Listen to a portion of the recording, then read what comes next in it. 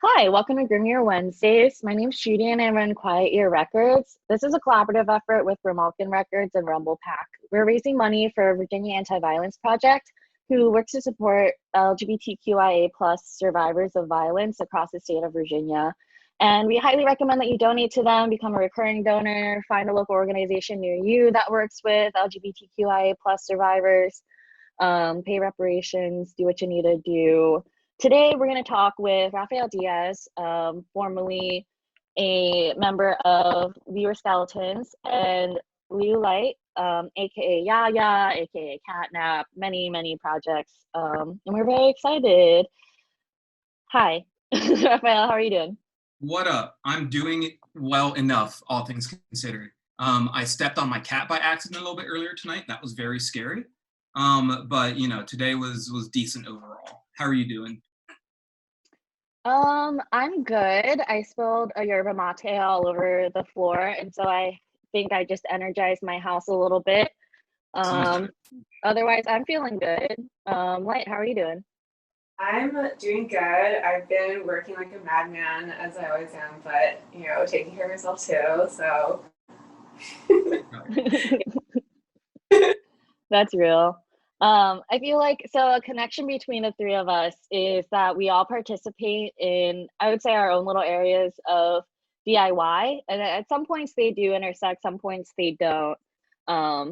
But whether it's in Virginia or in Pennsylvania, where Raphael is right now, I think that we see over time the connections get bigger. We see more and more connections, and the world gets smaller and smaller. So let's talk a little bit about DIY. Raphael, so you were in a screamo band, kind of scramsy, pretty emo, I would say. Can you And tell us a little bit about like what do you recall? Like what do you reminisce about when you think about being in that band? oh man, dear Lord. Well, and I do want to say technically we're back together. Reunions were like permanent, but then Oh, the pandemic, and even then we led very busy lives. But we technically exist in some fashion still. But honestly, lately with the shelter in place stuff and with the pandemic and everything, for me the biggest thing I've been missing is just being on the road, just being on tour. Like I watched some of the Elliott Smith documentary from I think Jem Cohen or something like that. And there's just these shots of him just like standing outside a truck stop on a rainy day, and I'm just like, I want that. I want to be very upset at 5 a.m. in the morning, like not sure what state I'm in. I need that. And honestly, I don't want to give him too much credit because this is going to sound like I'm just like blowing smoke or whatever. But looking back at most of my life, I realized that like most of the friendships I had, especially with like other like cis hetero fellas, were like really shitty and really toxic, and a lot of them in the music scene included. But mm-hmm. Skeletons was like we did not get along by the end of it, but like this was one of the few cores where like the relationship like wasn't actually toxic or abusive in various forms. We all just like had our own problems, and it's hard to deal with one another at a certain point. So the camaraderie going on tour, and also just like I don't really have a creative outlet anymore, or like an anger outlet. I don't like do martial arts anymore. I don't play in a screamy band anymore. So like I need to figure out something to do like physically and emotionally, a little bit more. Definitely miss that. For sure. I think something that kind of perked my ears when you brought up is kind of being in like a toxic scene. And I realized that like we as individuals in this, nebulous thing called DIY, we all have our own values and then the ways that they play out in like the shows and tours and like online presences, all that kind of good stuff. That ends up looking different for a lot of different people. And I feel like Raphael, for you, you're someone who does a lot of introspection into like your own role in just whatever community that you're in. Could you tell us a little bit about what your experience was like, for lack of better terms, being a dude with some guys and in some dude places? With some dudes with some guys. Yeah. Repressed. That was a real trip. It was interesting being like burgeoning adults and just figuring all of that shit out and also just navigating the weird pettiness that can happen among fellows with that shit. It's just, it's super silly. But like, you know, it's interesting because I even though I know a lot of these things happened, I struggle to find like a lot of those moments where like explicitly like at a show someone said something like, you know, fucked up or weird that threw me off or whatever.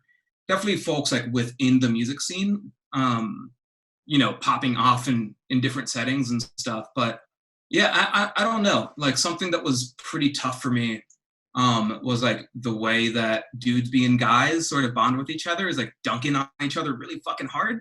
And for a long time in my life, everybody dunked on me the hardest. And it was like, come on, guys, I'm just a little guy. Like, this sucks.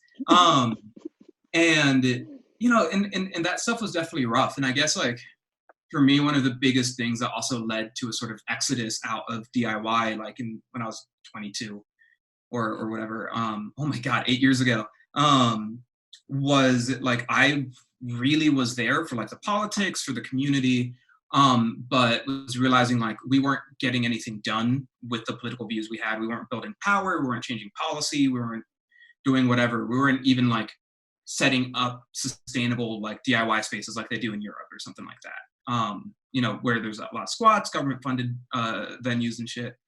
And persistent problems of like even more than racism, which you know, I would have seen head on, like with sexual assault, with like misogyny. It was just like so many different communities or groups of friends I saw like get torn apart in trying to wrestle with these things, including like another band that I was in that don't have to get into too much, but you know, just like the difference between actual accountability and struggling through that with people versus just kicking them out of the scene, like whatever. So like, you know, it was also like a little bit after Occupy too. And I think when, you know, I was involved in Occupy over here in Lancaster, I just got super disillusioned in general. It's like, punk's not doing anything for me. The revolution isn't doing anything for me.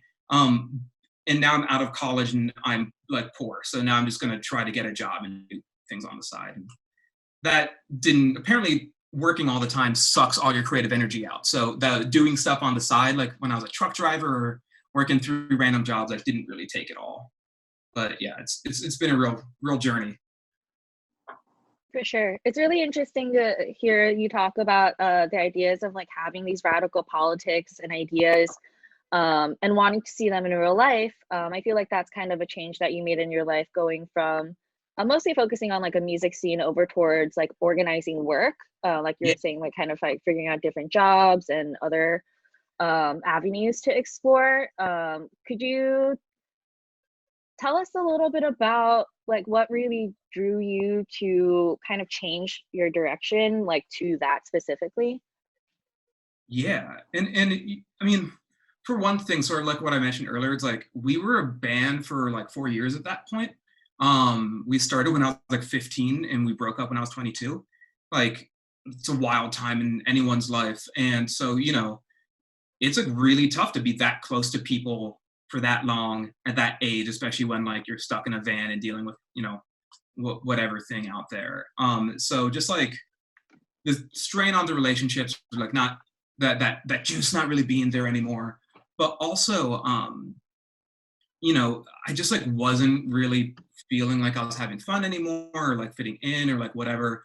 And I knew that the cockamamie ambitions that I had in my head that somehow a DIY screamo band would be able to be popular enough to like be a career, like that wasn't gonna happen, right? And we were seeing it happen with like some friends like Touche Amore or Pianos Become the Teeth, but like even then it's like, wow, they got on a cool label and a really big tour and you don't see in the background like it's still, you know, can't scratch two pennies together.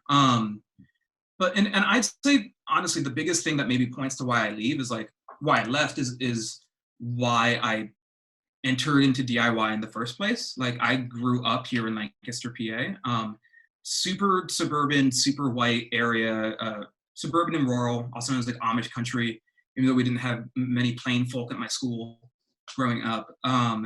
But being like Puerto Rican was really tough. I was like super alienated from being Puerto Rican.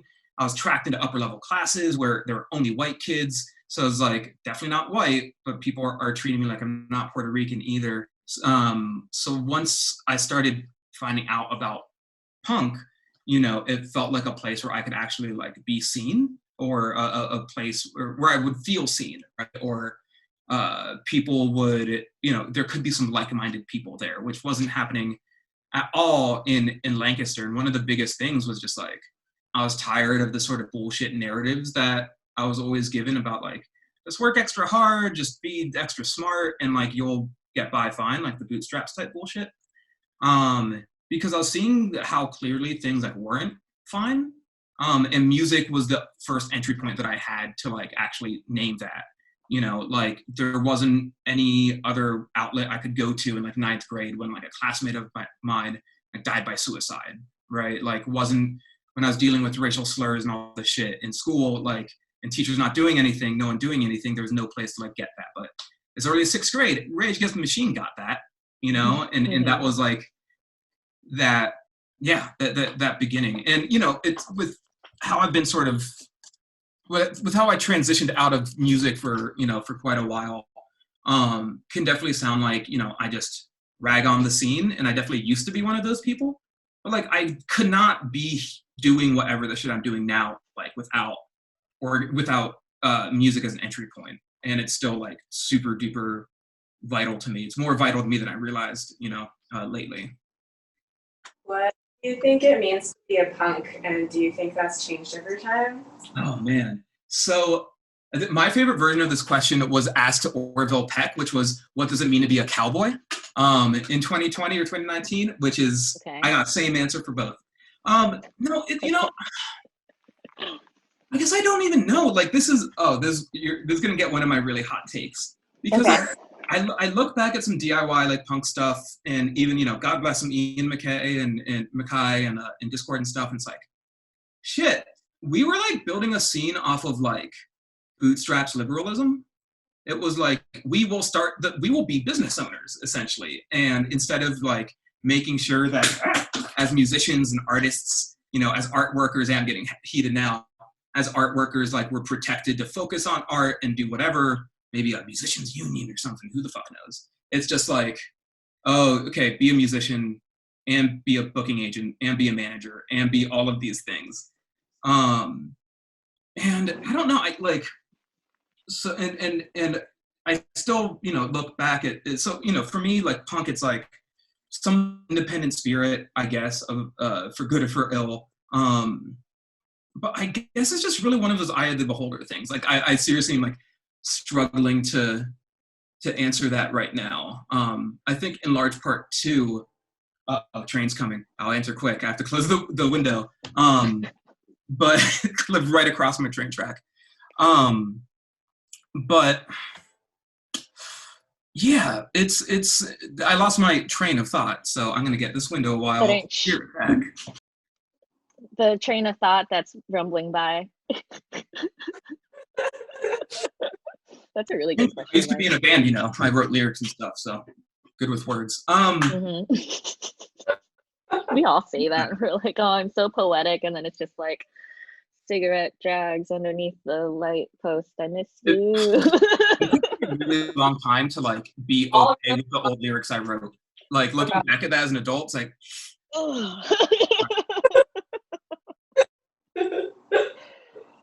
yeah.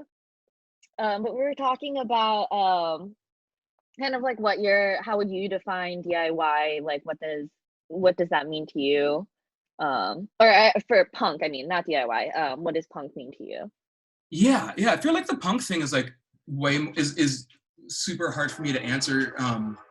The DIY thing like feels more grounded to me, but like I think I don't know. I think what I wrestle with is because like for the longest time I felt like a real part of this community, and then felt completely separate from it. And then like, I don't know, I just like struggle with the community sometimes, just because like, for me, I realized that I ended up creating like pretty thin bonds with people around just like the thing that we both liked, you know, we both like music, cool, as opposed to like deeper sort of things, like whatever conversations you and I had when we first met in Harrisonburg and shit, right? Like that's I don't remember. I was a kid then. I'm sorry. Great. You were like, I'm majoring in some shit, some like relations and I'm global. studying social justice. I'm gonna become a researcher and save the world. That's right. And I was gonna be a rocker and save the world. So that's more foolish than yours. But yeah, I'm sorry for being a total dud on the question, y'all. The bad material. I don't know what a punk is. What do you think is a punk? I was like talking about this with someone vaguely a little bit, and I kind of like had this answer that was like, I think, or at least like, I don't know, I don't really have any like close association with like the word punk as it exists in like Western white, like whatever history, like who cares about the government, but like for me, I feel like it has to do with care, or like DIY in general having to do with like caring for people who aren't cared for by the system, and like in the ways that like the system cannot, like physically cannot like care for people. So I don't know, that's like kind of my vague answer. Oh yeah. Yeah, and I think like one of the things that I end up running into, I think it's just like being from Lancaster and like being in politics and other stuff like that, where it's like I found the idea of the punk community like to be very exclusive and be very limiting, right? Where it's like there were so many people outside of what you would call punk who were deeply invested in doing like exactly the sorts of stuff that you just mentioned right then, right? But you know, if they didn't have a back patch, I like would walk right past them because they don't get me and I don't get them. And you know, a real powerful moment I had was like when I really got started organizing in 2016. We like set up a emergency mass meeting soon after the presidential election for what ended up becoming our organization here, Lancaster Stands Up. And 350 people showed up, like all walks of life in Lancaster. And that was a moment that I actually really, really reflected on as punk, ex-punk, whatever, where it's just like, holy shit, I thought the only people in this entire county I could relate to or get along with really, you know, were a few people that could fill up a basement. But here we were like the entire time. But, you know, we always wrote ourselves off essentially by being like, Lancaster's hopelessly conservative and shitty and yada, yada, yada. But meanwhile, like there are at least 350 people, you know, 350 of us alone and scared and not aware that the others existed, right? So I mean, I think that's kind of, oh, sorry, continue. No, please, I'm jawing on. I mean, I think that's kind of like an interesting question about like how to define punk as like a set of like political ideals and like subversion of like cultural values and like the mainstream versus like punk as an aesthetic versus even like and like fashion versus even like punk as like a music genre. Like there's so many different kind of like facets of that word that like, I mean, personally, I think it's at this point it can like literally mean anything. But then like the more that we grow up, we find out what feels punk to us. And that doesn't necessarily mean like back patches anymore. And yet, you know, we're still being subversive and like, you know, defying rules and that kind of stuff. But I don't know. No, I like that. And honestly, it like really makes me think of like, you know, one of the big things that we worked on, like when we first started that organization I was talking about, Lancaster Stands Up here in Lancaster, is like, you know, realizing that there's so much like loaded language out there that actually you can unload it and reload it with all sorts of different meaning, right? Like punk can be Ian MacKaye or G.G. Allen, right? Mm-hmm. Both white men, incidentally. Those are the two ideologies. No, right? And so it's like, why not then, like, if for whatever reason, right? Like the punk community is like deeply important to you. You want to organize punks, whatever. Like lay claim to the thing and be like, no, like this is what punk is, and just own it, right? Because you can make it up. And so the connection here with like the organizing shit has been like, you know, we like talked about small town values and stuff like that, which sound like super conservative and super regressive. But we're like, no, we have like a long tradition, like of small town values, even Mennonite values of caring for your neighbor, caring for refugees, being able to see it, you know, like, and we loaded in this completely different meaning into like this sort of language that's usually been used to serve like the fucking ruling class. So it's a fun game that you can play, right? It's like, what do I want this to be? What do I need this to be? Because if it is, it's both meaningful and meaningless, because it's so flexible and shifts as you grow over time too. Something that you actually brought up with me at a different point in time was, I guess, something that I was reminded of now, because I think this is a term that brought like a lot of different ideas to my mind, and I would love some more elaboration on that, is something that you're involved in. You describe it as healing justice, alongside like things with like training and facilitation. So what does healing justice mean for you? What does that work look like? Yeah, healing justice is like an overarching frame within political work.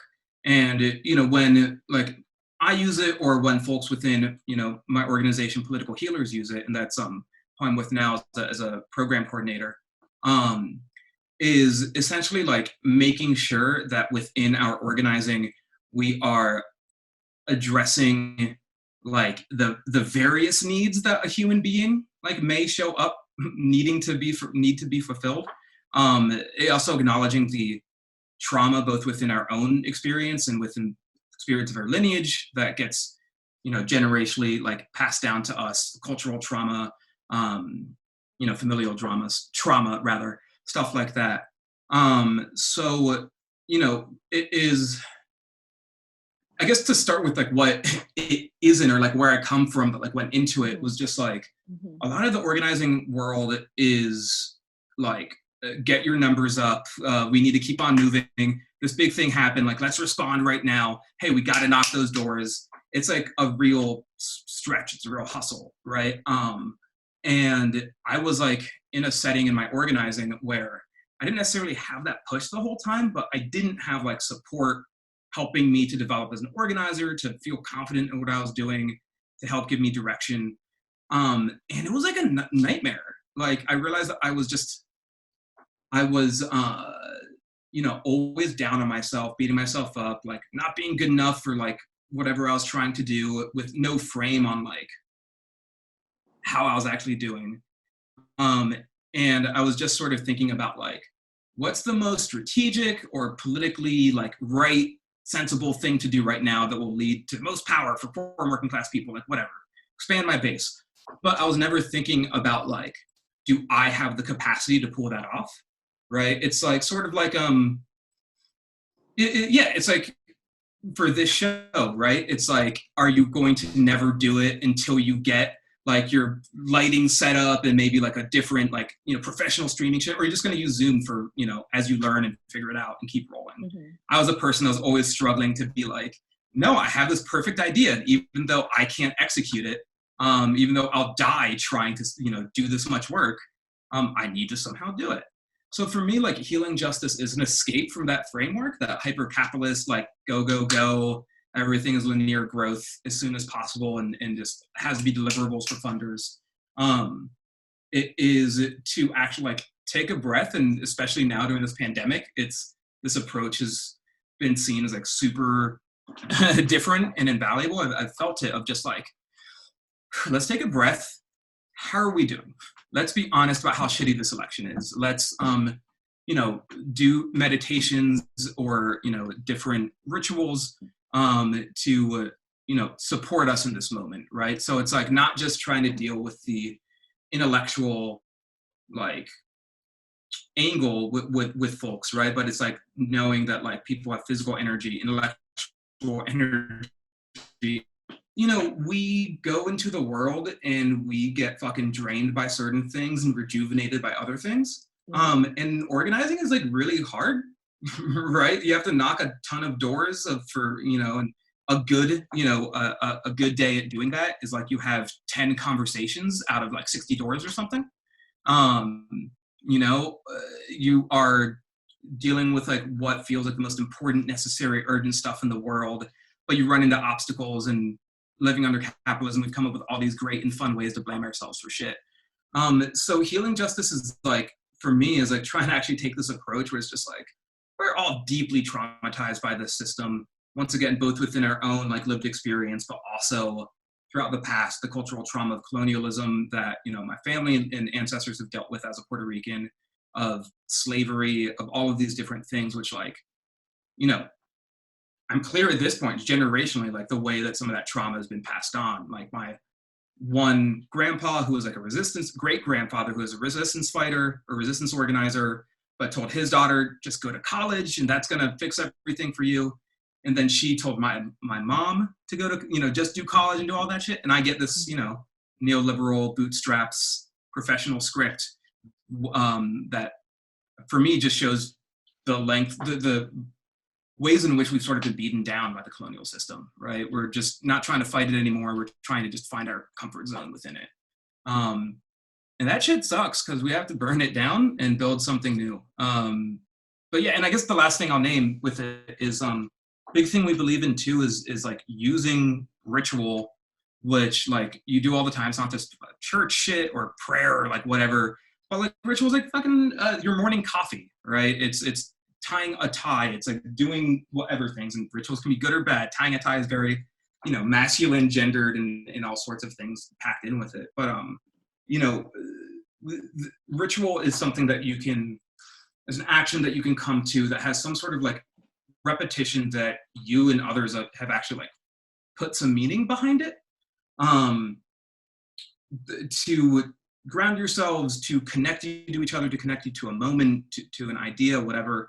And so one of our big taglines is like, we use ritual to bring cultural trauma into public memory. And one of the biggest things, like project we're working on right now, it's like a electoral campaign, but also just get out the vote, general campaign shit over the next few weeks, is like getting folks across the country, like, Black folks, Indigenous folks, people of color, women, queer folks, like as many folks, as we can, largely from marginalized backgrounds, to be able to actually talk about their stories, their family stories, the, cultural trauma or personal trauma they've dealt with this year or, throughout time, and actually like be seen and see others with the shared struggle that we're sort of wrestling with, and be like, yeah, like we're in a really fucked situation. This vote is not going to be enough. Like we need to build some deeper relationships with folks around us if we're going to change things.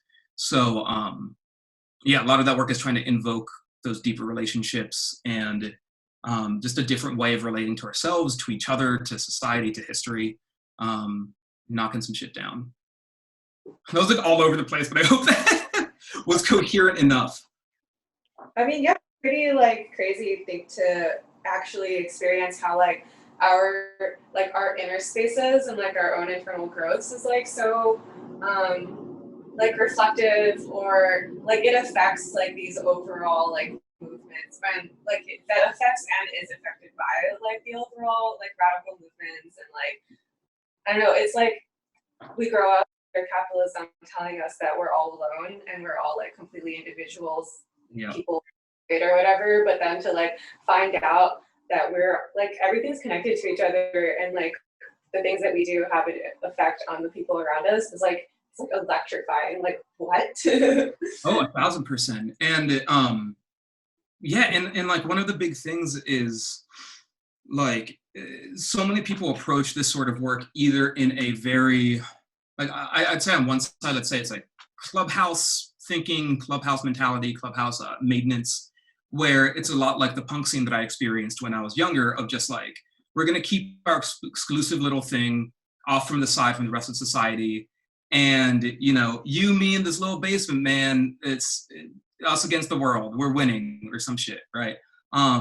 Meanwhile, like, housing policy is still fucked up in your community and there's no funding for arts or music. So, you end up bothering your like 90-year-old neighbor who's sick because you have a fucking house show, and then cops come, you never have the show again, ever, or whatever the fuck, But anyway, so that, that is like trying to take care of ourselves, trying to maybe like build a separate clubhouse, a separate space. We can't really separate ourselves from like the powers that be, the world as it is.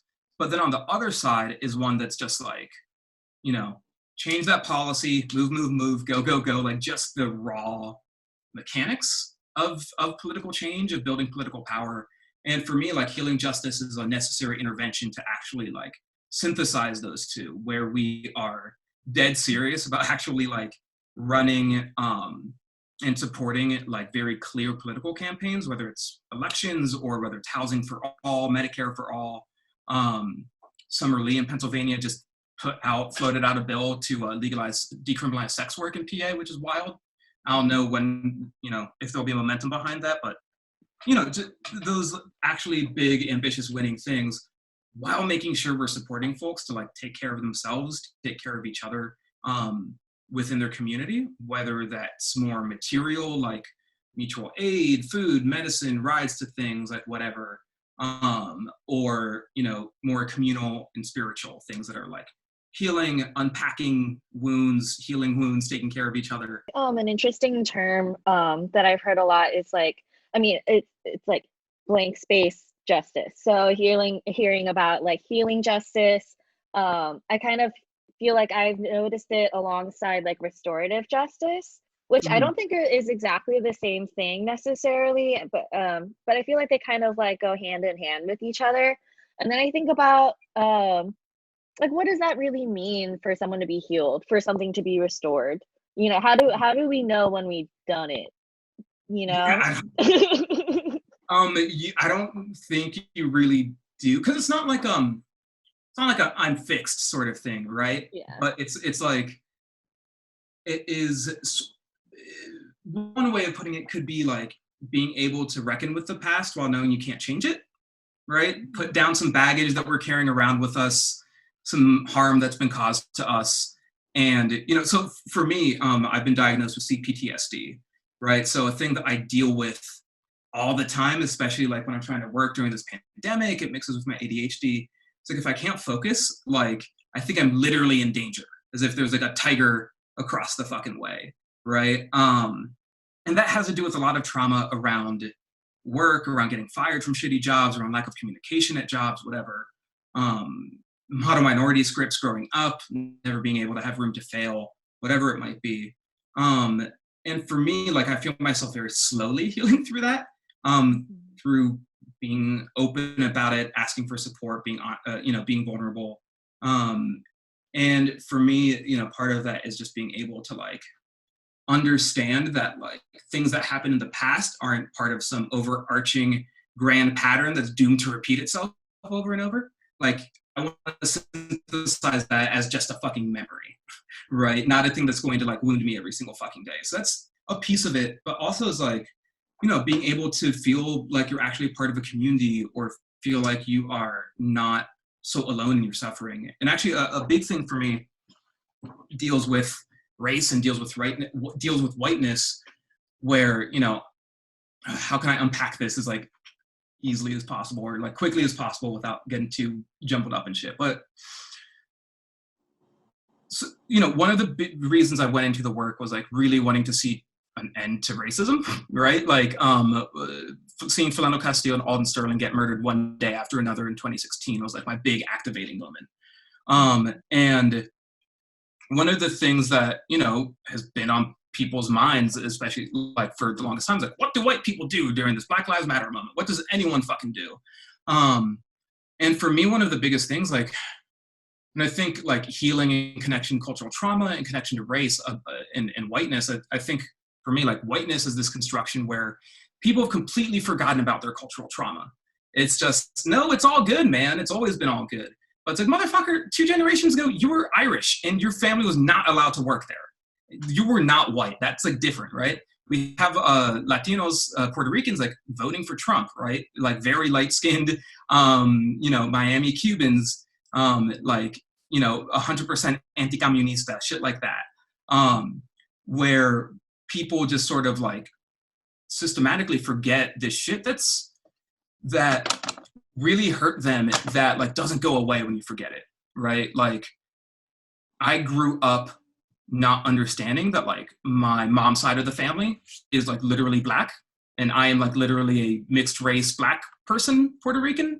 I realized that within the past 3 years, because like my family never bothered to unpack the racism that they dealt with on the island, or just the different, even the positive messages. Like, my mom was raised being told like, remember, you're Black and you're proud. I didn't get any of that shit, right? Grew up thinking that, Puerto Rico is too small for independence. Meanwhile, later finding out my family fought for independence, right? It's like people wanting to forget that trauma, that struggle, but like, we need to acknowledge it. We need to actually like look at like the fact that we have wounds and realize they're there before we can like put band-aids on them. And I just want to tag that with the restorative justice stuff. That is more for like, you know, accountability in instances of harm, right? If, you know, whether it's assault or just toxic dynamics, whatever, people actually being able to like work out the problem, talk through a solution with one another, and like try to come to a place of healing, of atonement, of accountability and trust. And one of the big things I actually like want to do in the work is I want to build out a cohort of men across the country, cis men, who are going to be unpacking like our gender trauma, our emotional bullshit. Because similar to like white folks, it's like ours is just erased. We're told, no, we're just fucking dudes. We don't have any fucking problems. Hey, guys being guys, am I right? But what happens is inevitably the labor of addressing those problems like falls onto queer folks, onto women, onto other people in our lives. Or we fucking lose our shit, you know, and bad things happen. So, you know, want to be able to have healing circles, you know, where we approach some of our trauma around gender, unpack the harm that both we've experienced, but also we've caused. That's a big thing. Nobody can be held accountable or move past shit unless they're like, yes, I did hurt someone. You have to at least admit it. And from there, I want to help these folks like build out restorative justice programs within their own organizations across the country, where men will be able to, you know, without getting police involved, this is a big part of like ending state violence, police abolition, prison abolition, trying to support communities and building out the infrastructure to navigate harm, to seek redress and accountability, like in amid conflict. And, you know, instead of just punishing someone and throwing them in jail or letting the streets sort it out, like actually trying to, you know, preserve some bonds within communities, right? And have a new way of approaching the way that we've been hurt or hurt others, by trying to like fix some shit instead of just running away, which I think is like a big thing that I mentioned earlier about seeing in the scene, right? Like sexual assault, some horrible thing happens, but because we only think that like only monsters are rapists as opposed to like fucking human beings, like we're like, no, that's my friend. That's not a monster. So that person couldn't have done that, right? Like it separates us from the reality of like all of us, you know, have hurt people. We will always inevitably hurt people. But, you know, so it's not about making sure you never ever hurt people or no one ever finds out that you hurt someone. It is being able to address that hurt afterwards, right? Because otherwise we're just going to be having folks hurting other people in different communities. Like out of sight, out of mind isn't enough, right? This is kind of a broad question. And this is, broad question. What do you want to see in the future? Like in a perfect world, ideal world, what does that look like for you? No borders, no cops, no bosses, no prisons. Yeah, I mean, like over the pandemic, a thing that I've come to terms with or started understanding is like that my politics need to move in a more revolutionary mode. Need to talk explicitly about, you know, Marxist theory, about dismantling capitalism, about what comes next and how to get there. So for me, what I want to see in the future is an actual like revitalized left, multiracial, you know, left really real about taking the risk to step into the unknown and fight for a new system. So that's my hope, because time's running out. Are there any ways that we can support you right now? Yeah, you know what? Personal Twitter, say hey to me. I got good friend Raph. Follow me, be my friend. You know, big way to support me is to support yourself. Check out Political Healers at politicalhealers.org to learn a little bit about our Remember November campaign, to get involved, and also to check out upcoming events. Like we have weekly healing circles starting up this week that I will pop in the chat then. That's the wrong link. And yeah, and I know it fucking sucks, but just fucking vote if you're in a swing state. If you're in New York or California, I don't give a shit. If you're in a swing state, your vote isn't that big of a deal that we need to be so precious as to hold it back. Just go out and fucking do it. And then we can, you know, fight Biden instead of Trump and kick his ass. Anyway, that's how you can help me. Awesome. Is there anything else that you want to say to the world? To the world, my friends, fellas, guys, no dudes, right? Fucking like cry and ask for help more, and ask yourself if you're straight. Like, when did I find out that I was straight? When did I realize that? And am I actually straight? Like, ask yourself all sorts of cool shit. Because we have a lot of really scary things, bad, hard things inside of us that we just are trained to ignore all the time. So yeah, join an organization, question everything, and fight for a better tomorrow today. Very well spoken. Beautiful, beautiful. Thank you. I would vote for you.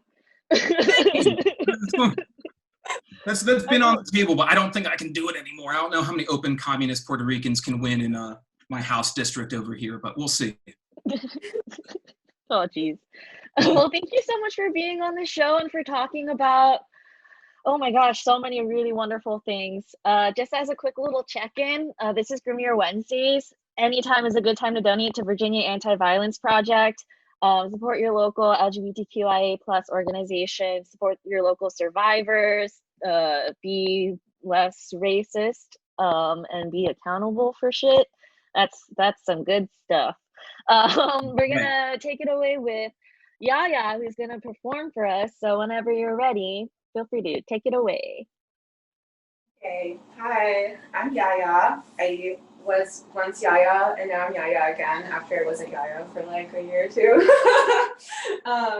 So I actually prepared some songs from when I was a DIY musician in Richmond and just like playing and also booking shows and, you know, doing the thing there. I had a little EP and I had some like classics and whatever that I played all the time. And so I went back and relearned those after kind of like circling around a lot this year, especially, and kind of like, so like, okay, I guess it's tough to talk about it a little bit, but I've like, I tend to like run away from myself a lot, or, you know, I want to like reinvent myself all the time. And so usually it's just like, okay, next thing, and I really don't look back. But I think like this year has kind of been a very much like coming into myself and like being like, I don't have to throw away all these like past pieces of myself. And actually like a lot of my past stuff is good and like they're very like honest things, and I don't think it's like weird for the me now to play them. Maybe not like the me last year, but like the me now, like yeah. So yeah, got just a few songs from 2015, 16, 17, and then I have a couple new ones that I had written last year, this year. So yeah, this first one is called TV.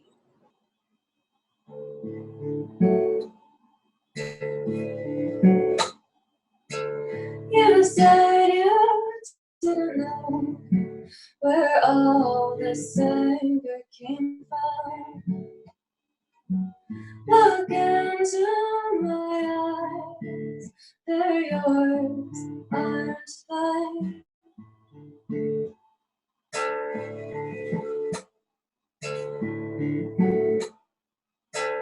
I'm drunk on the feeling of having you around. I think I like you more when you're away. Does that hurt you? Does that hurt you?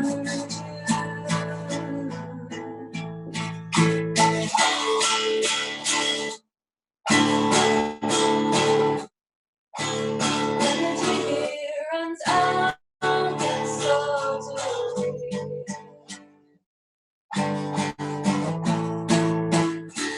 When the TV runs out, it's so too.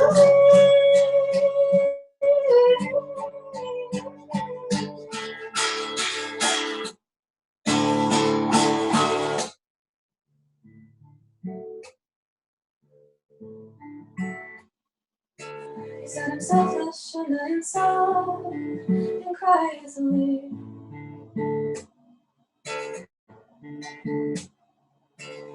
You said I took advantage of how sweet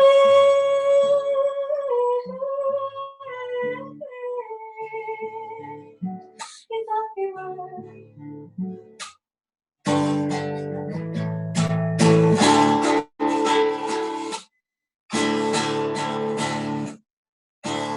When the TV runs out, so do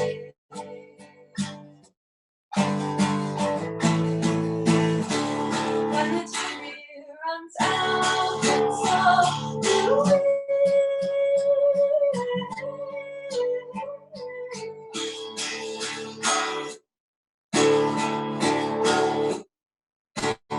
When the TV runs out, then so do we. When the TV runs out, then so do we.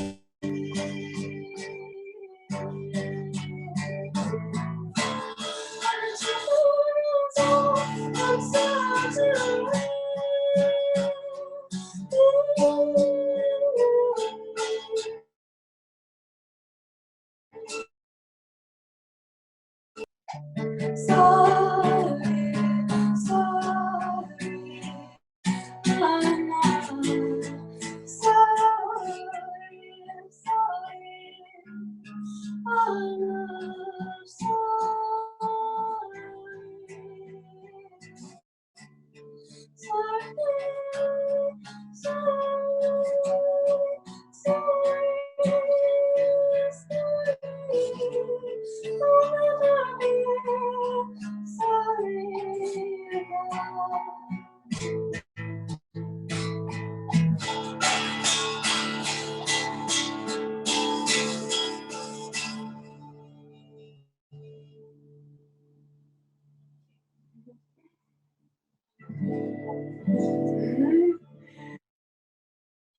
Thank you. Okay. This next one is one from last year, 2019, and it's called, there's an electronic version of the song. So I started playing electronic music and like using Ableton and stuff last year.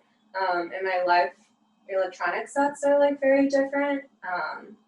But you know, it's acoustic right now, very cozy, intimate.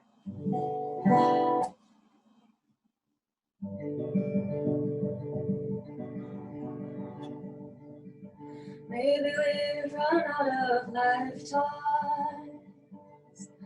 when we only have two eyes, our own two hands, a body of our own. I am not you and you are not me. Heartbreak comes in many, many forms, some slow and steady, some ruggedly torn. I've known such delirium despair, and heartbreak that is intergenerational.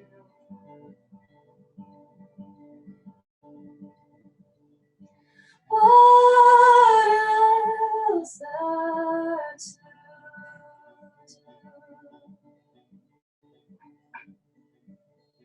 What is left of me and you? What is there to do? What is left of me and you?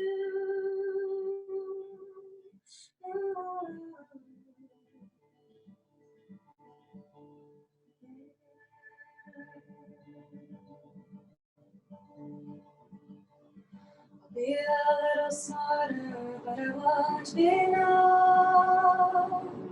This slice of life's too precious and fun.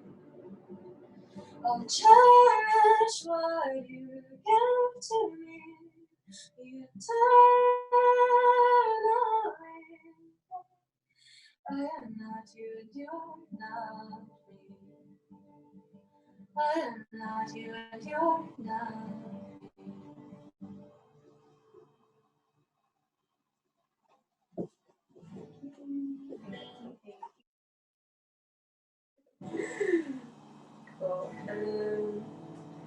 next one I'm actually very proud of, and I wrote it in the beginning of the year, and I was thinking a lot about like bodies and houses and what it means to be at home in your body, especially, I mean, like as a queer person, but also just like in general as someone, just as like dissociated people who like can't reconcile the reality of like your inner space and like the physical reality of like being a body and being alive physically. It's called Cherish.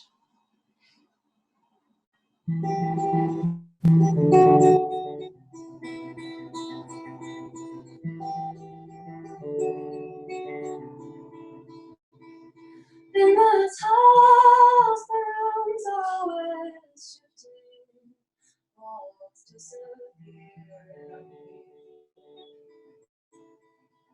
Running like my soul tearing from the. There's a single window at a time. This is where I live. Each day life is at the box below the stairs. Inside it is something like covered close. I do not know what makes the light that bears the window such a soul. Outside is the sea, and inside is something too fragile to bear. So I wait for something to rise.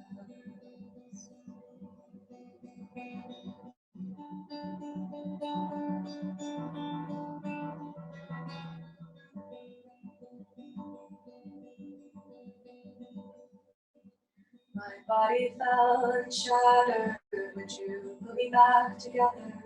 Oh yes, I can only say yes. If I tore off my body, would you sew it back up for me? Oh yes, I can only say yes. If I lost myself to nothingness, would you really come look for me? Oh yes, I can only say yes. Oh yes, oh yes, oh yes. Oh yes, oh yes, oh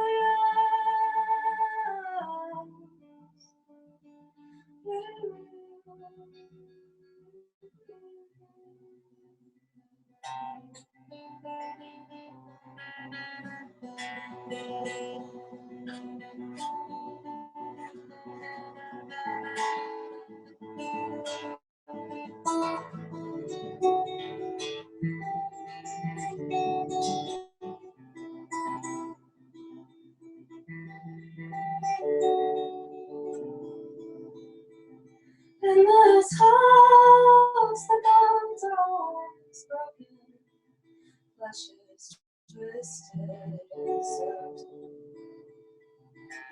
All I am left of is something new. All I'm left with is a question.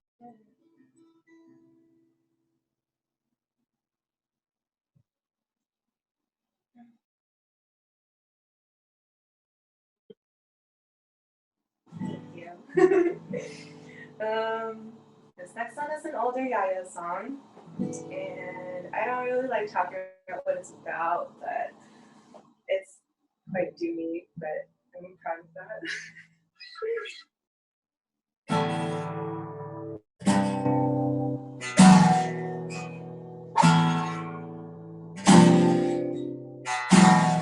You say you just wanna talk, but I don't really wanna hear.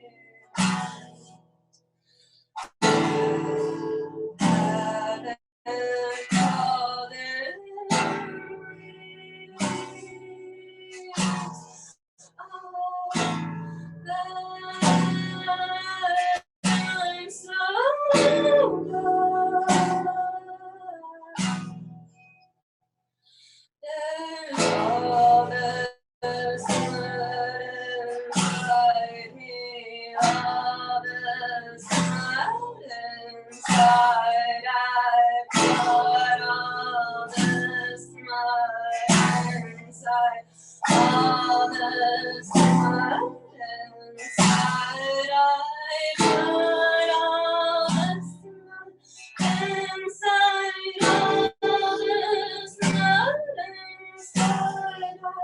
I put all this mud inside.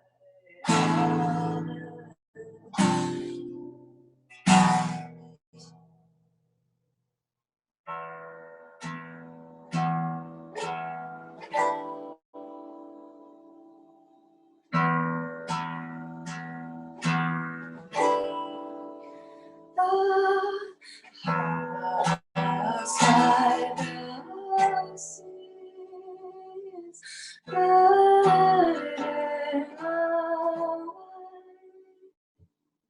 silent to a land with the same silent eyes. Every time you raise your voice, and every time you raise your hands, all becomes mud. I never forget.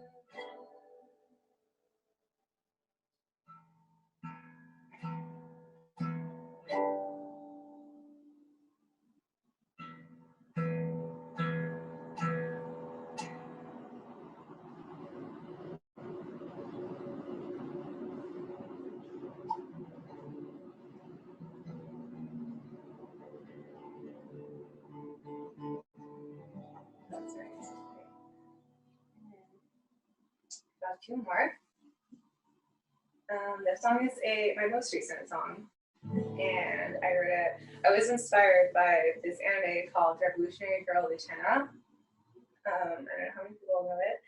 It's really good. It's like this very symbolic, metaphorical shoujo romance anime, and it talks a lot about like what it means to lose your purity and innocence and become an adult, and like in that way coming to terms with trauma, and also like thinking about eternity and what it means to like eternity as a form. I associate eternity with death and as something that never changes. So it's kind of like if you want to remain pure and innocent, you're going to, I mean, it's like being dead before you're alive, or like that's kind of what the show is saying. And I know I thought about that a lot, and I think it means something to me. So this is called, it's called A Dream of Roses.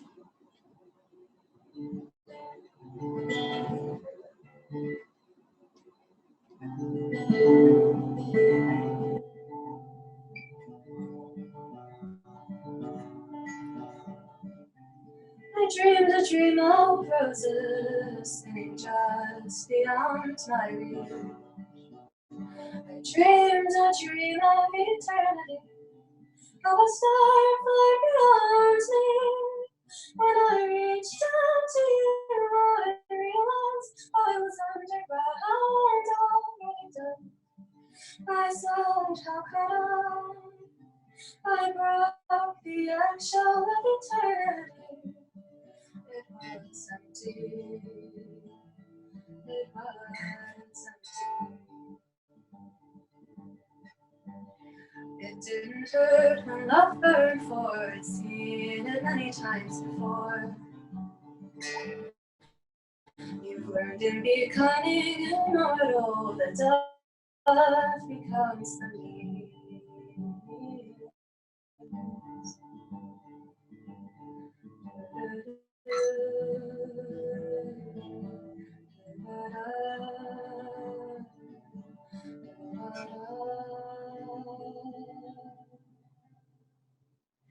The day that you and I were lost, and the day that I lost you. The roses and the planets and the stars were the dreams for you too. I thought I saw you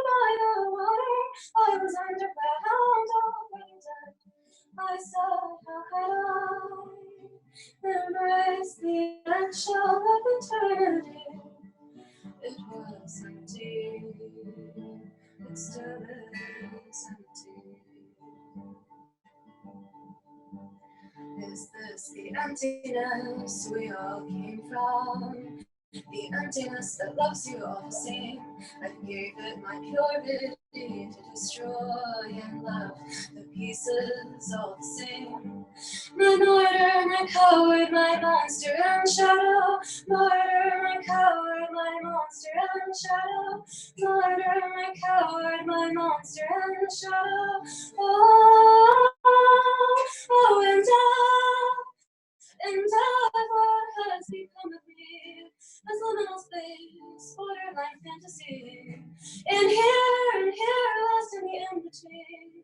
Between my two hands, sensations of living. And the space just for you. And here, a planet just for you. And a place just for you. And here, a home. A home. A home.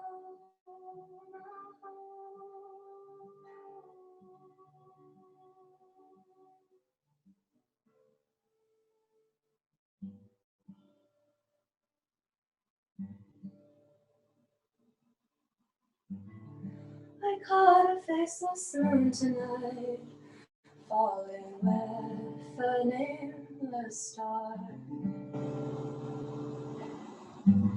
I killed the eggshell of eternity to find my endless love for you. My limitless love for you. My monstrous love for you. My lustrous love for you. My bloody love for you. All these gray skies for you.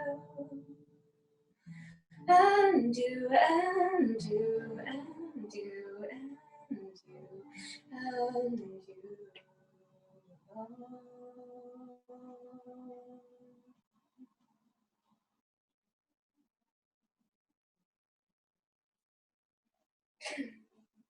Thank you. Okay, so thank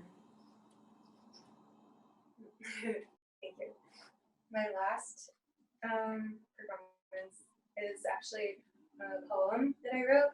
I make, like every year or two, I make a collection of poems and comics that have kind of become these like sort of diaristic, but not really, like using my life as raw materials to create like these abstract narratives and stuff kind of things. This is the one that I made in February, which seems like 8 years ago already. It's called Mirror in the Mirror.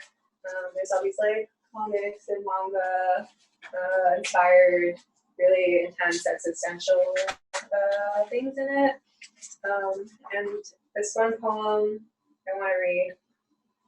It's called Stars. In the quiet vicissitudes of empty space, errant punctuation, musical notes wander like sea plankton, feeding on light, being fed to children who have no names and no bodies. This freedom is exile as they are hunted by a black hole with an insipid hunger fueled by desperation. I know it only wants retribution for what was lost, but because I looked it in the eye, it resorted to taking my eternal children away one by one. When I reached out to take its hand, I learned that to reason with a monster, one must become one. When I could not give it the salvation it craved, I severed my hands and reattached them twice, and found that grief is an unpleasant orchid, sacrifice is insatiable, and fear is a sad and tired child. Now there is not quite enough of my body left, but because I am resourceful, I will not let what you discarded go to waste. The black hole is more than large enough to occupy what was hollowed out. It will become like resin, to plug the fissures in the walls and strengthen the beams and fill out the floorboards. The lights may have lost their luster, but they will glow a deep and impenetrable red that reveals form before function, although in the end, I prefer truth and prize beauty. When the bridge is irreparable and there is no way to return, I I can only continue to walk, even run into the unknown shore. I am no longer afraid, for I know that when I need to rest or want to dream, I can take out my eyes and hold them up so they can see farther than I could ever go.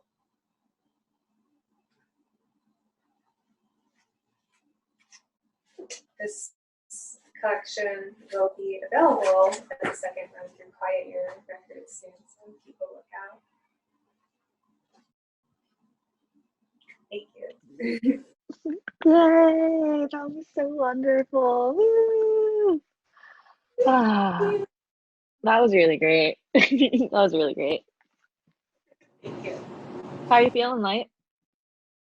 I feel good. I was practicing earlier, and I'm always like nervous for a full like week before a performance. But you know, I think that's just the built-up tension of everything that these songs and poems mean to me, and then they're released, and then I'm empty good. For sure.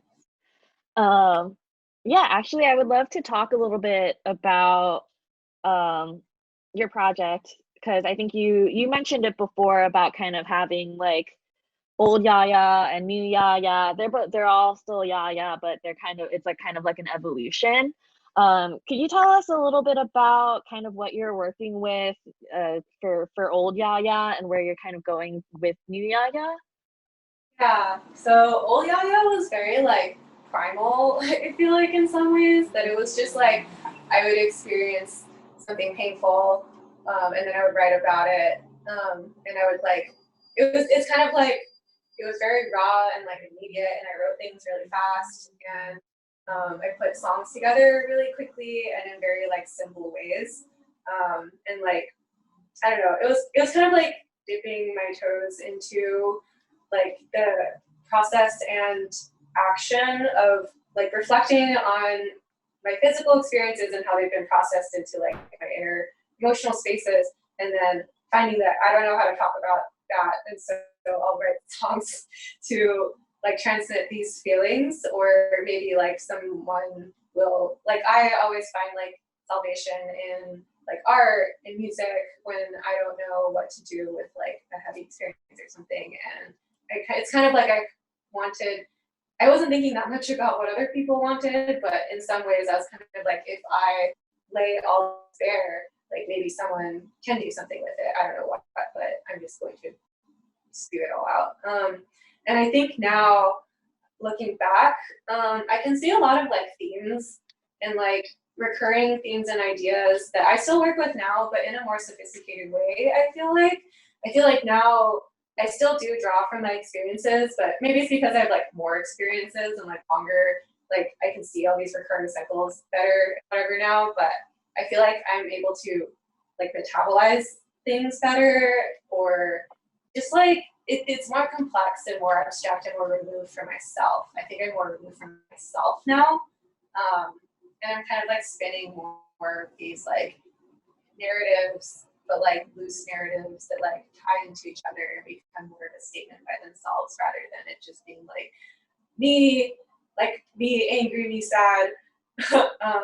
Now it's like here's a whole like story and like little bubble for you. Mm-hmm. Yeah, I kind of feel like that kind of ties into what we were talking about with Rafael before about kind of starting from a place of creating in response to just like whatever feelings you have going on in your life, and like growing up and reconciling with, becoming a whole ass human adult, and like, and with that comes with like the development of our art. Yeah, I think it's like totally inseparable. I think it's like, I don't know, like I feel like the reason I am so into art and like I find art to be so like precious to me is because it is kind of like when I meet people, I'm really interested, like not in a creepy way or whatever, but like I want to know that person, and I want to like kind of like who are you when you're alone is kind of like what I want to know when I meet someone, or what I try to like piece together from what I know can experience with them or whatever. But like art is kind of like the most direct path to someone's inner world and like the way that they experience like their life, their thoughts, their feelings.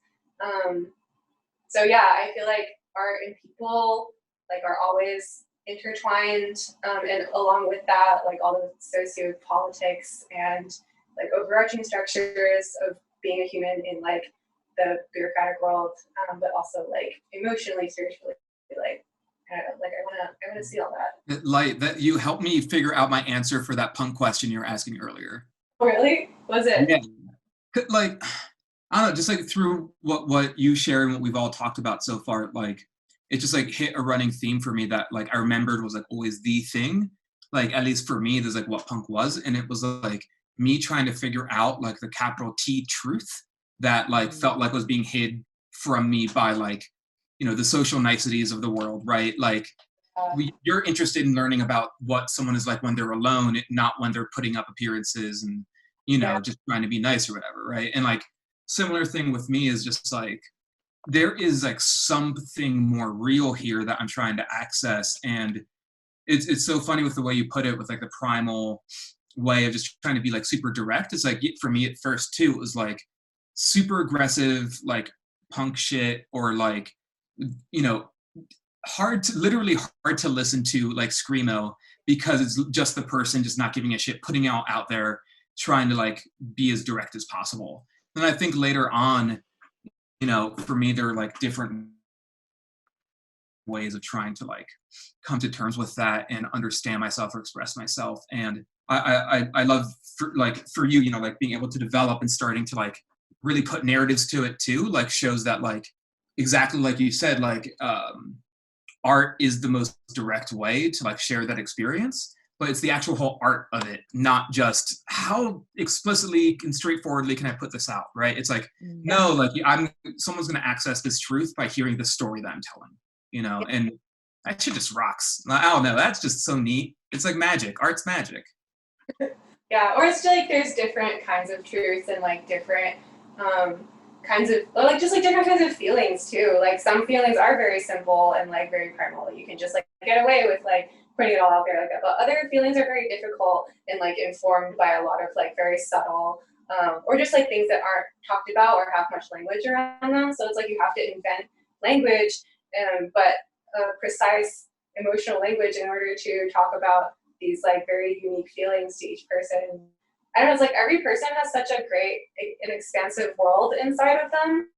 And like it goes so deep and it's so like, yeah, like every single person is like so complex. And it's just like, yeah, make your own language and like go as complex and like subtle or like not or whatever as you have to like realize and make yourself understood to other people.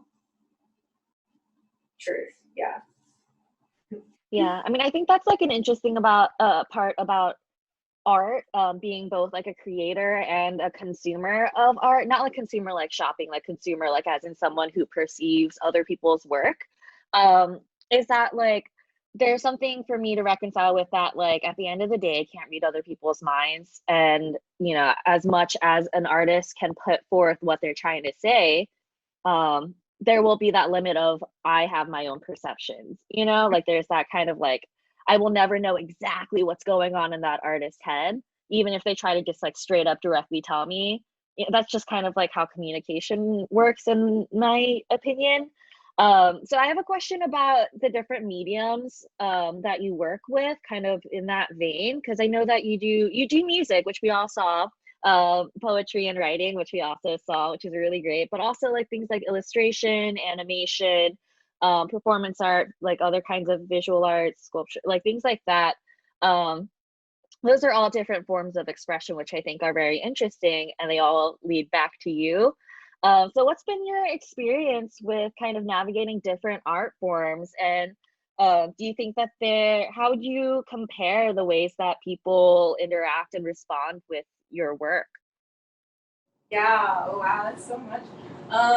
So I definitely think of all these different mediums as like different ways to approach like the same core themes that I feel like I write about. I feel like I have a consistent set of like 10 or so ideas and themes that I explore a lot. And I think they're just like kind of like different voices or different approaches or just like different ways to bring out certain aspects of a idea that I'm interested in. So I definitely am into like the idea of having like a multiverse. I'll have like my visual art and my illustrations complement like my music. So I feel like, okay, I've broken this down before by saying that like music is kind of like pure feeling for me, right? Because I don't really know it technically the same way that I do visual art. Visual art is kind of like my main tool, or it's very like, I can be very technical about visual art. I can be very technical about like the conceptual parts of visual, theoretical parts of visual art, as well as like the logistical production aspects. I get really nerdy about like animating, like who animates what, and like, or the way that things are drawn, or like whatever. So it's like I understand visual art in a very, like cerebral, like intellectual manner. And so that's how, and so I explore, ideas and feelings in an intellectual manner through visual art, but in a more like emotional, like intuitive manner through music. And then like poetry and writing is something that I don't do quite as often as the other two, but I feel like it really informs like the heart of my work. This is like the most immediate thing for me. Like I don't need to prepare anything. I just need to like write whatever is on my mind. And that's kind of like the bits and like it represents and like kind of like marks the kind of themes and like whatever that I'm trying to like draw together. So in that way, I feel like I just really want to create a very like comprehensive, but very large like multiverse with its own little like niches and things. But I don't know, I'm like kind of still figuring it out, but that's kind of like where that's at right now. And as far as how different people interact with it, I think it's like an interesting reflection with like my personal like friend groups. I'm part of like quite a few different like friend groups, scenes, whatever, collectives of people. And so I feel like these different groups resonate with, it's interesting to observe. Like I don't especially have a thesis on like how people interact with my art, but it's interesting to see like, so this person comes from, like the noise scene in New York they're into, and they like this and this parts of my work. Like they like my animations, they really resonate with my writing, but they don't seem to be as into like my music or whatever. Or like this person was from East Coast, or this person from like my emo DIY days, and like they seem to be really into like my poetry and like my music, but like they don't seem to be as into like the animated part or like whatever. So I don't know. I feel like it comes down to, like every person is going to interact with different parts of my work differently, so because we're all unique individuals. But I feel like what I want is to like nudge people into kind of like accepting everything, or like being curious about everything, or like to make these various connections amongst these like different aspects of what I do, because I make these connections between like poetry and like visual art and music and whatever. Like I really enjoy doing that, and I want to like push, encourage people to kind of have that same mindset of like making these unexpected connections, like theoretically, but also to transpose that into their life, and maybe like someone will be more open to a certain experience because they were able to like open that gate in your brain thanks to something that I did or something.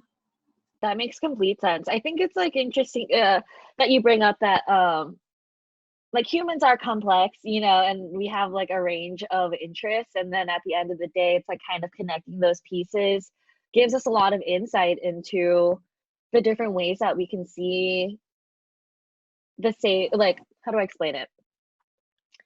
It's like the different mediums that people use can be just kind of different perspectives on a person's singular perspective. Oh, I'm struggling how to figure out how to word that. Does that make sense? It's like, for example, like describing the same situation, but from like 5 different methods. You know what I mean? Yeah. I feel like there's something really interesting about that. And the idea of like them kind of building on each other, because it seems like the ways that you create your art is less about what physical medium you're particularly, or what physical medium, and rather what best express what you're trying to. Yeah, definitely. Yeah, so it's like, if there is something that I want to explore more in like a theoretical, conceptual manner, it's like, yeah, I probably go for it visually first. Also, to think about like the various kinds of worlds that these various mediums, I'm like very anti-medium, but these various worlds that these mediums exist in, like art has, there's like zines and like kind of like DIY art, but there's also like the art world and like gallery shit that's like very elitist, but also like the one plus is that it's very like theoretical and conceptual and like kind of takes things in a deconstructed manner that I find really interesting. So like art comes with that, but then like music, at least like the music that I'm involved in, is like more DIY, like people just like doing things, and like it's sick when someone's just screaming their heart out and writing on the floor or some shit. So it's like the context for music is like a bit like less conceptual, like less like intellectually driven. I feel like, not that it isn't at all, but like compared to visual art, and I feel like it's kind of like that. And then like poetry, I find this might be mean, but I find the poetry world to be very weak, and like I don't poetry. Damn. Poetry True though, it's true. Wall poetry. Bougie ones where like everyone's really clean and like dressed up, wearing like coats, or like I don't know, whatever designer like Fifth Street shit. And like they're just reading from a book, and it's so boring because they're not performing at all. But like it's a performance, and so, and I get so like and so it's like I also seek to like improve upon that, but like cross genre a little bit. So it's like my music is a way of improving upon poetry performance, I feel like. And then like my art, I feel like, is trying to create a balance between like what I feel like is, like DIY stuff that doesn't really get as much attention as it deserves, and also and the elitist shit that, I like the big brain stuff, but also like the actual logistics of being the art world is like BS, and like I hate that. So it's like I also feel like I'm trying to like compensate for these various contexts by like stealing the strengths of one thing to like another.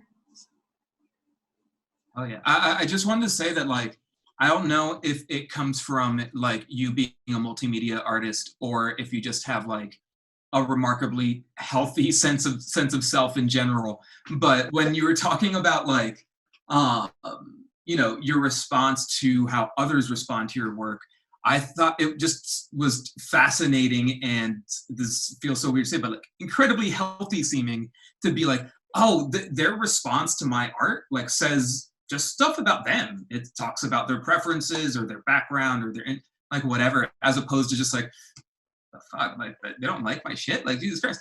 And I wonder if part of that is just because you dip your hand in so many different buckets, like you're not attached to like, I only know how to do these emo songs. And it's just all passion, baby. So if you don't like it, you're not liking me, Yeah, exactly. Middle fingers up to the fucking world, because they don't get it, and they never will. But yeah, that's lit. Thanks. Yeah. It definitely is kind of like a thing where it's like, oh, this one person doesn't like one part of the thing. Oh, that's fine. I have like 8 others. Or like someone's gonna like it and not like another part of the thing. Like that's fine. And also it's just like interesting to me to think about what it tells me about that person, the way that they like will respond to my work, and what parts that they seem to understand and what parts they kind of just didn't get at all. And it's just like the more you do it too, the less sensitized you are.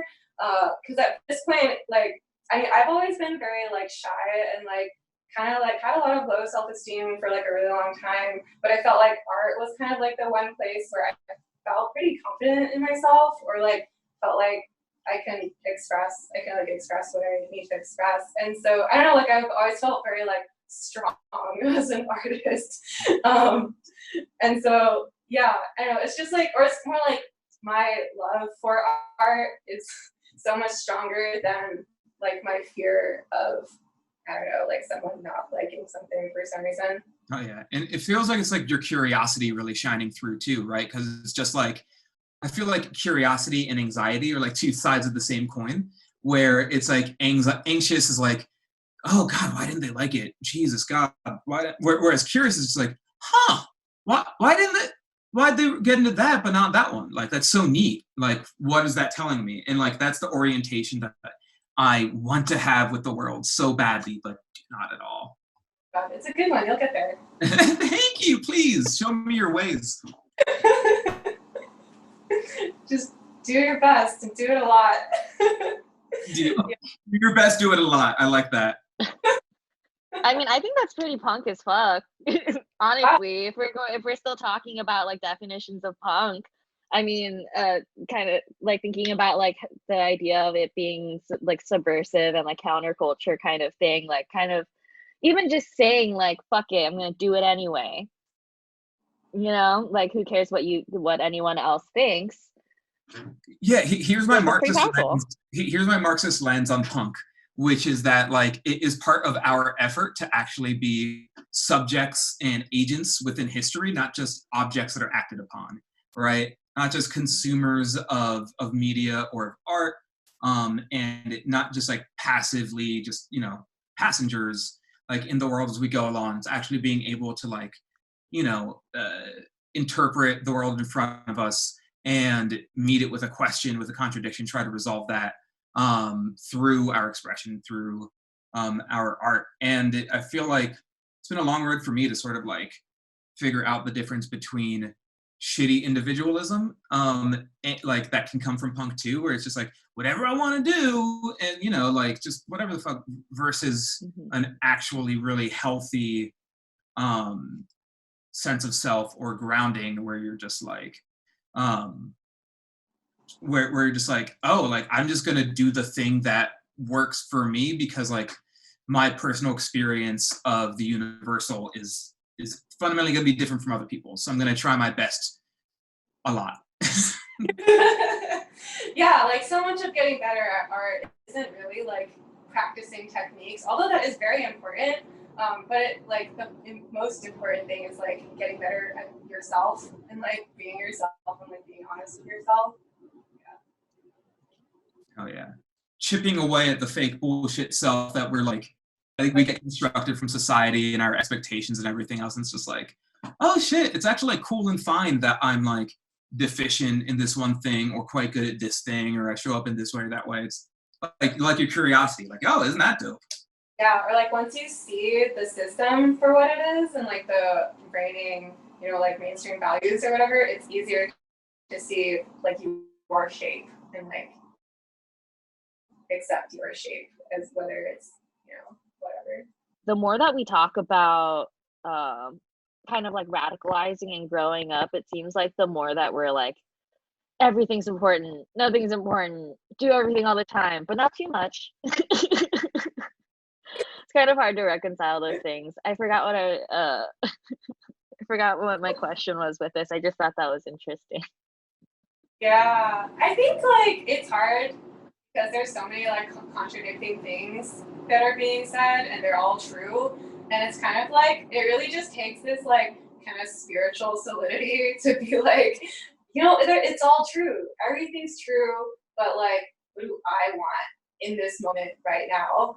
And that's why, and I think that's why it's been so important for me this year to like think about bodies and like existing in a body, and but in like a healthy way where you're like paying attention to the like specifics of you, your body, yourself, and like I don't know, like I think about it like my body is like my exact shape, and like this is the shape and the space that I take up exactly. So it's kind of like it comes down to having like holding the big knowledge of like everything being true in its own respect, but also like going deep into yourself and kind of being like, what do I want right now? I want to go for a walk. I want to feel some sunshine. I want to eat some ice cream. I want to work a bit. I'm tired. Like, what do I feel like in my skin? Yeah, I feel like that kind of ties into before when you're talking about like, you know, like what are people like when they're alone? You know, I realized that's like a big question that came about towards the beginning of pandemic, when a lot of people were becoming unemployed and places were shutting down, is kind of like, well, what do I do now? What do I do with all my time? Who am I really? You know, if I'm not an employee, then what do I do with myself?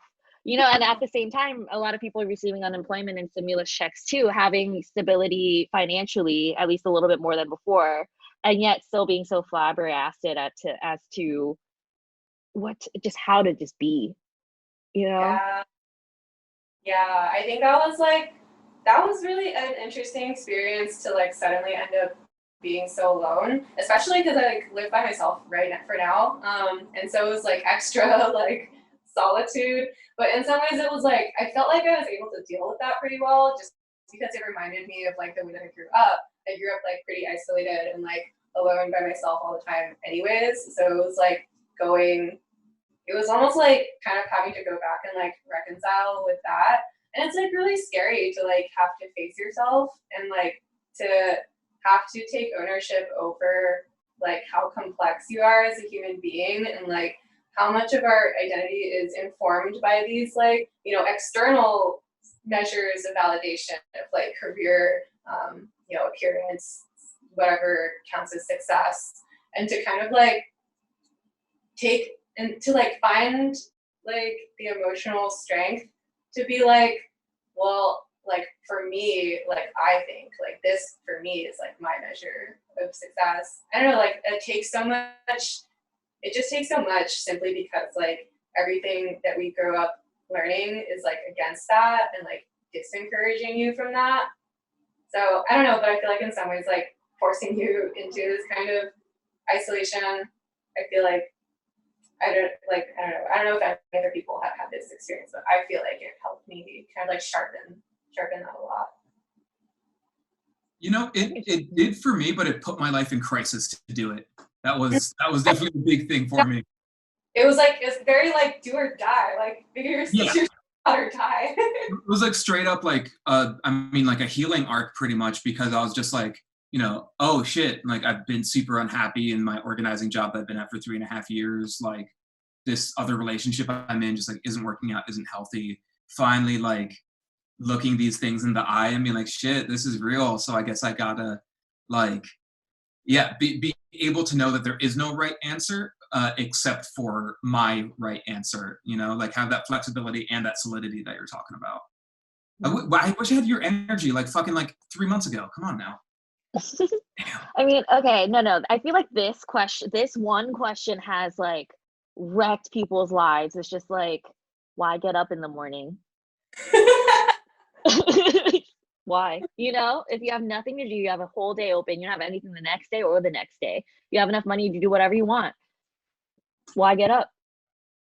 I haven't been able to answer that for half this pandemic. That's been part of my problems. I'm just gonna stay here. Oh my God. I feel like I have no problem answering that, and I'm like the only person that's like that. I'm just like, I don't know, and I want to get up so I can do them because everything that I love is so exciting, and I want to get into it. And then for a while, it was like really being outside. I know for a lot of people, like picking up gardening. Some people were, I don't know why this like became a phenomenon of everyone making bread. Now it's like knitting. I don't know what it is. Bread is delicious. It is. But yeah, it's like, who are we really when we're left to our own devices? And that kind of also brings me to what Rafael was talking about earlier when we're talking about like radicalizing. Is just like, well, what do you need to exist? What do you want out of this world? You know, what am I going to do with my life because of who I am? You know, what can I do? Why get up in the morning? I'm working on it. It's just wild because like for me and like other people that I'm like very close to in the organizing world, like we literally have to force ourselves to do like daily reflective practices. Like I was doing mine earlier in this little journal of like, what's a thing today that I did that brought me joy? What's a thing that I can do tomorrow that will bring me joy? What's a thing I can do to heal? Like I have to actively think about that, or else like it's not going to be anywhere on my radar, because so much of my life is essentially trying to make up for my lack of worth by, you know, sacrificing myself on the altar of the revolution and shit. I mean, you're constantly violence, you know, right there. What was that? you're constantly like confronting violence all the time, you know, that's And gonna then take I a think toll on violence you. on myself because I'm like just listening to a fucking like prison guard inside of my own head who's telling me like, come on, man, why are you in bed right now? Because there's so many things that it's all on your shoulders. What are you doing? And it's messy. Now, I was just gonna like land the plane with the thing that you had said about like both of y'all have said about like actually figuring out who you are when you're alone. When I realized how bad my overwork was like 2 years ago or so, and I actively was like, nope, I'm gonna have actual weekends, all this stuff. I realized that the overwork wasn't actually the problem. The overwork was a solution because my problem was I don't have enough personal relationships anymore. I don't remember what brings me joy anymore. So I don't know what to do with my free time. So I'm just going to work through the whole weekend or worry about shit, you know? So it's just like getting back in touch with that, or even realizing that you like deserve to get in touch with that can be really hard. Except for some people apparently. So, you know. Hey, I mean, we all have our own little things. Oh, absolutely. Well, this is the next question I have is the same similar question to what I asked Rafael earlier, and this is a broad question. But what do you want for the future? And I guess this also relates to what we were just talking. What do you want? I want the world. I want to burn everything down and make it anew. I want everyone to be like fucking taken care of because we have the resources to do it. Resources to be distributed in a fair way. Everyone to have like their own fair chance at like crafting whatever their own happiness or like meaning in their life is. I mean, it's like, you know, we're never gonna get rid of all unhappiness or evil in the world or whatever, and like, you know, yin and yang, like we need to have a little bit of everything. But I think like there shouldn't be like mass systemic cruelty the way that it exists now. Like, fuck that. I don't want to see any of that shit. Like, I want people's lives to be like fulfilled by the relationships and communities and around them, as well as like the individual meaning, whatever it means to that person. Like in everything that the world has to offer. The world is so big. Like, yeah. Definitely. Are there any particular ways that we can support you right now? I think just like, you know, sharing, supporting my work, like engaging with my work, I think is like very important to me because like I don't make it anymore just to satisfy myself. Like I make my stuff with the intention of like, you know, hopefully other people interacting with it, engaging with it, you know, you can project on it, whatever, that's fine. But just like reminding me that I'm not, you know, by myself talking to a void place. Is there anything else that you would like to tell the world? Don't be afraid of yourself. Oh my God. Oh, Yay! wow. Oh. Yay! Okay. Okay. Talk to them on Twitter about anime. Personally attacked. Where did you find this person? I'll follow whatever church you're starting. Yeah, let's do it. Rock on, let's do it. Fuck it. I mean, I got nothing else to do. Yeah, well, I'm just gonna go ahead and close out and say thank you both for talking about your big ass brains and this wonderful ass future that I want to be a part of. And thank you both for all of the ways that you just put yourselves out into the world. Even if it's like this like small modicum of insight that other people might take away from, I think it's really important and really wonderful. And I'm really grateful for all that both of you do. So thank you again for being on the show. Thank you. This is so fucking cool. Yeah, I'm gonna go ahead and close out and just go ahead and say that this is Grimmier Wednesdays. If you haven't already donated to Virginia Anti-Violence Project, the link is virginiaavp.org/donate. Donate today, donate tomorrow, donate as a recurring donor every month, up to you. Or if you're not in Virginia, if there's a local or organization serving survivors of violence, particularly in marginalized communities, please find them, get involved, support your local survivors. Thank you all, and hope you have a good night. Yay.